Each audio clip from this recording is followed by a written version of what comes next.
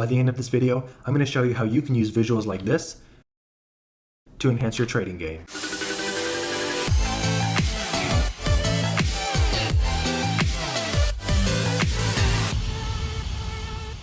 I want to show you how to identify areas of support and resistance using the circle strategy. I see too many people using all these fancy indicators that really come back to the same principle, which is support and resistance. People don't take advantage of the basic things like using visuals on their charts to give them more information about the instrument that they're trading. So I want to show you how to use this simple circle strategy that you can implement today. I'm looking at the daily chart of SPY here, and I want to start from before the market crash of 2022 and just identify some areas where the stock consolidated and draw circles around it. Here we go. I'm going to start right here, circle there, consolidation, circle there, consolidation, circle here, consolidation, circle here. This was big consolidation here, all of this. Consolidation here, consolidation here, consolidation here, consolidation here,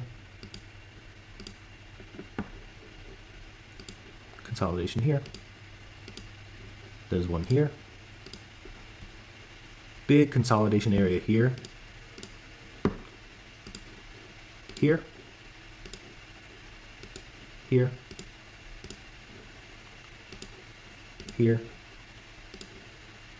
here, here. Okay, now look at this. Look how the circles line up from even before the crash. You can see the major areas of the crash where it pulled back, where it consolidated, lines up exactly with the areas of pullbacks / consolidation from prior to the crash. And then going forward, look, this circle here lines up with this circle, which lines up with this circle.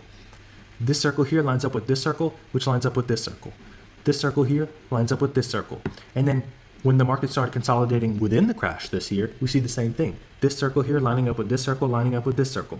We see this area here of resistance lining up with this area of resistance, which also lines up with this area here. Having this visual, drawing circles or lines or channels, whatever you like to do, whatever you choose, is super helpful because when the stock moves, you have an area where you know it will likely slow down and start to consolidate. And I don't think enough people take advantage of drawing on their chart, arcing up their instrument. So next time you get on your stock chart, draw some circles on the areas of consolidation rather than trying to find some magic indicator. And then use those circles as guide points, so when the stock breaks up above those circles or below those circles, you'll know your next target. Try that next time. Thanks for watching.